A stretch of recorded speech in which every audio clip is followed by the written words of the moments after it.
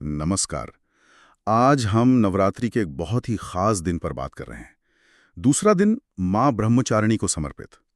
हमारे पास जो जानकारी है उससे हम इस दिन के रीति रिवाज, कहानी और इसके महत्व को समझने की कोशिश करेंगे। तो चलिए सीधे इस जानकारी में उतरते हैं। आज का इरादा है माँ ब्रह्मचारिणी के स्वरूप को समझना, उनकी वो तपस्या की कहानी, पूजा कैसे होती है और इसका आध्यात्मिक महत्व क्या है। ब्रह्मचारिणी, ये नाम ही मतलब कितना कुछ कहता है ना? बिल्कुल, नाम में ही एक गहरा अर्थ छिपा है। ब्रह्म यानी तपस्या और चारिणी मतलब आचरण करने वाली, वो शक्ति जो तत् के मार्ग पर चलती है, पवित्रता और आत्म अनुशासन का प्रतीक। यहीं से उनकी कहानी शुरू होती है। हाँ, कहानी की बात करें तो माँ ब्रह्मचारिणी नव दुर्गा का दूसरा रूप है और हमने यही पढ़ा है कि ये असल में देवी पार्वती का ही वो अविवाहित रूप है, जब उन्होंने शिव जी को पति रूप में पाने के लिए वो बहुत कठोर तपस्या की थी। जी हाँ, अत्यंत कठोर। और ये समझना जरूरी है कि ये सिर्फ शारीरिक तप नहीं था, ये मानसिक दृढ़ता थी, इंद्रियों पर पूरा नियंत्रण, एकाग्रता। पुराणों में आता है कि हजारों साल उन्होंने साधना की। पहले सिर्फ फल फूल पर रहीं, अच्छा। फिर वो भी छोड़ा, सूखे पत्ते खाए और आखिर में वो भी त्याग दिया।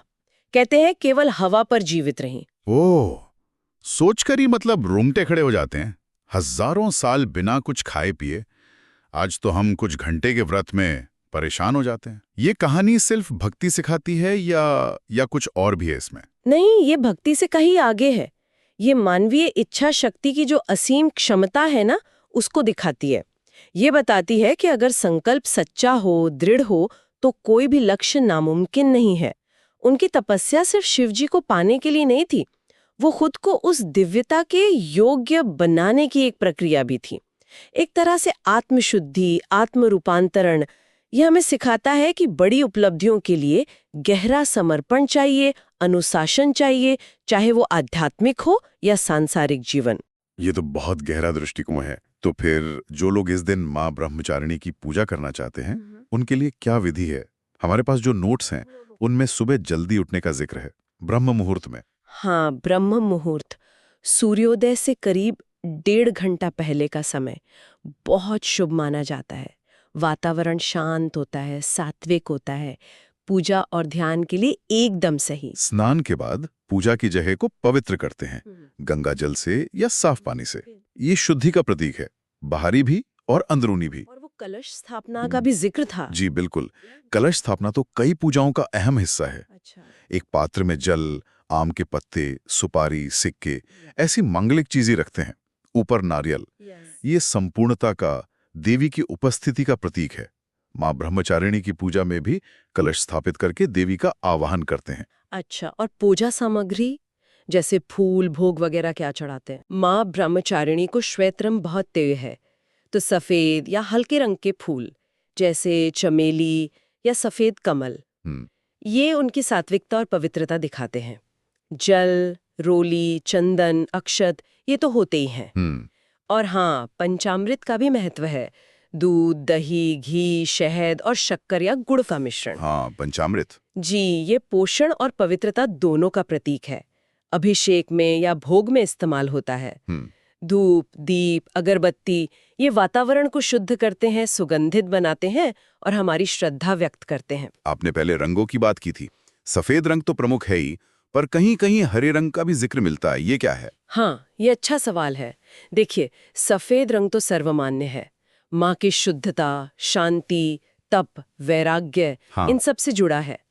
हरा रंग जहाँ आता है, उसे शायद प्रकृति, नई ऊर्जा, विकास, इन चीजों से जोड़ा जाता होगा।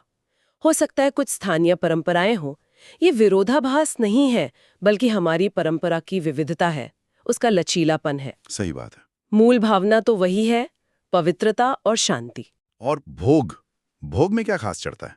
माँ को सादगी पसंद है, तो भोग भी सात्विक ही होता है। शक्कर और मिश्री का भोग उन्हें विशेष प्रिय मानते हैं। कुछ लोग फल, दूध, दही या इनसे बनी मिठाई भी चढ़ाते हैं।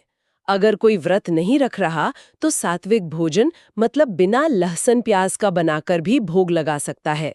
असल में भोग क्या है, इससे ज्यादा जरूरी है कि भाव कैसा है। श्रद्धा से अर्पण करना महत्वपूर्ण है। बिल्कुल। और मंत्र, क्या कोई विशेष मंत्र हैं जिनका जाप करना चाहिए? जी हाँ, मंत्र तो ध्वनि ऊर्जा से जुड़ने का एक बहुत शक्तिशाली तरीका है। माँ ब्रह्मचारिणी के लिए सबसे सरल और प्रसिद्ध मंत्र है ओम देवी ब्रह्मचारिण्यै नमः। इस मंत्र का अगर श्रद्धा से जाप करें तो कहते हैं मन एकाग्र होता है, देवी की कृपा मिलती है। एक और स्तुति भी है जो अक्सर सुनी जाती है। हाँ, वो है या देवी सर्वभूतेषु माँ ब्रह्मचारिणी रूपेण संस्थिता नमस्तस्यै नमस्तस्यै नमस्तस्यै नमो नमः। हाँ, यही वाली। इसका अर्थ है कि जो देवी सभी प्राणियों में माँ ब्रह्मचारिणी के रूप में मौजूद हैं, उन्हें हम नमस्कार करते हैं, बारंबार नमस्कार करते हैं। ये स्तुति देवी की सर्वव्यापकता और उनके प्रति हमारी श्रद्धा दिखाती है। जब इन मंत्रों और स्तुतियों को लय में बोलते हैं ना, तो एक तरह का ध्यान लगता है, मानसिक शांति मिलती है। अच्छा। अब उनके स्वरूप पर आते हैं। माँ ब्रह्मचारिणी को हमेशा सफेद वस्त्रों में दिखाते हैं।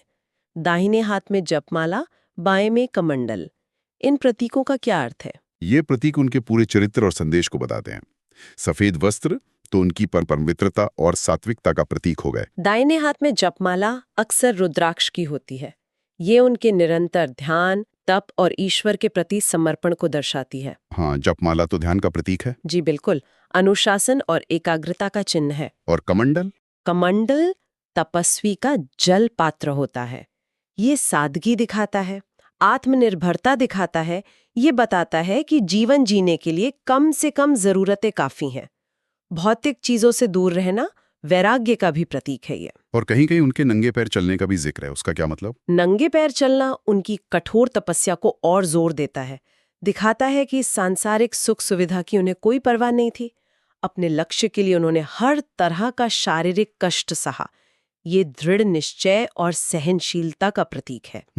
तो कुल मिलाकर उनका पूरा स्वरूप ही त्याग, तपस्या, पवित्रता और अटूट निष्ठा की कहानी कहता है। ये सब जानने के बाद लगता है कि इस दिन का जो संदेश है वो सिर्फ पूजा पाठ तक नहीं है, इसका एक गहरा मनोवैज्ञानिक और व्यवहारिक पहलू भी है। तो असल में ये दूसरा दिन हमें क्या सिखाता है? बिल्कुल सही कहा आपने। ये दिन हमें जीवन के कई महत्वपूर्ण मूल्य सिखाता है। सबसे पहले तो आत्मसंयम, सेल्फ डिसिप्लिन। माँ ब्रह्मचारिणी की कहानी दिखाती है कि अपनी इच्छाओं पर, अपनी इंद्रियों पर काबू पाना कितना शक्तिशाली है। सही। दूसरा है दृढ़ संकल्प, डिटर्मिनेशन। लक्ष्य कितना भी मुश्किल हो, अटूट इरादे से उसे पाया जा सकता है। तीसरा धैर्य, पेशेंस। हजारों साल की तपस्या ये सिखाती है कि अच्छी चीजों में समय लगता है, हमें धैर्य से कोशिश करते रहना चाहिए। धैर्य तो बहुत जरूरी है। और चौथा समर्पण, डेडिकेशन। अपने लक्ष्य के प्रति पूरी तरह समर्पित होना। ये गुण सिर्फ आध्यात्मिक उन्नति के लिए नहीं, जीवन के हर क्षेत्र में सफलता के लिए जरूरी है। मतलब ये दिन हमें हमारी जो अंदरूनी शक्ति है उसे पहचानने और उसे बढ़ाने की प्रेरणा देता है। अच्छा, भक्तों के लिए माँ ब्रह्मचारिणी की पूजा का फल क्या बताया गया है? सिर्फ इच्छाएं पूरी होती हैं या कुछ और भी? देखिए, मान्यता तो है कि भक्तों की उचित मनोकामनाएं पूरी होती हैं, लेकिन इसका असर इससे कहीं ज्यादा गहरा है। उनकी पूजा से व्यक्ति में तप, त्याग, वैराग्य, सदाचार, संयम ये गुण बढ़ते हैं। मन जो है वो दुनिया की मोह माया से हटकर एकाग्र होता है। इससे अंदरूनी शांति मिलती है, स्थिरता आती है। अच्छा। आत्मविश्वास बढ़ता है, जीवन की मुश्किलों का सामना करने की हिम्मत मिलती है। ये एक तरह से चरित्र को मजबूत बनाने की प्रक्रिया है। ये बहुत महत्वपूर्ण बात कही आपने। आपने पहले परंपराओं की विविधता का जिक्र किया था, तो क्या पूजा विधियों या मान्यताओं में मतलब इलाके के हिसाब से या परिवार के हिसाब से भी फर्क होते हैं? हाँ, बिल्कुल होते हैं। भारत इतना विशाल और विविध देश है, ये तो स्वाभाविक है। मूल भावना वही रहती है, देवी वही है, पर तरीके बदल जाते हैं। जैसे कहीं पूजा थोड़ी विस्तार से होती होगी, कहीं बहुत सरल, भोग में जहाँ जो आसानी से मिलता है उसका प्रयोग होता होगा। हाँ, जैसे कहीं शक्कर, कहीं फल। के नियम भी अलग अलग हो सकते हैं। कोई निर्जल रहता है, कोई फलाहार करता है, कोई एक समय खाना खाता है। तो ये जो लचीलापन है ये हमारी परंपरा का हिस्सा ही है। निश्चित रूप से। ये दिखाता है कि हमारी परंपराएं कोई पत्थर की लकीर नहीं है, ये जीवंत हैं, समय, जगह, समुदाय के हिसाब से ढल जाती हैं। पारिवारिक रीति रिवाजों का भी असर होता है। ये विविधता ही तो हमारी संस्कृति को इतना समृद्ध बनाती है। लेकिन मूल तत्व श्रद्धा, भक्ति और माँ ब्रह्मचारिणी के गुणों को याद करना, वो सब में एक जैसा रहता है। तो आज हमने नवरात्रि के दूसरे दिन की देवी माँ ब्रह्मचारिणी के बारे में काफी गहराई से बात की।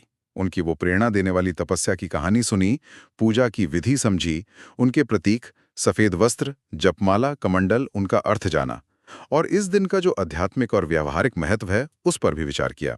संयम, दृढ़ संकल्प, धैर्य, शांति, ये संदेश आज भी उतने ही जरूरी लगते हैं। हाँ बिल्कुल। और इस चर्चा के आखिर में मैं एक विचार छोड़ना चाहूंगी। हमने तपस्या शब्द का कई बार इस्तेमाल किया। अगर हम तपस्या को सिर्फ धार्मिक साधना न मानकर थोड़ा और बड़ा करके देखें, तो इसका मूल भाव क्या है?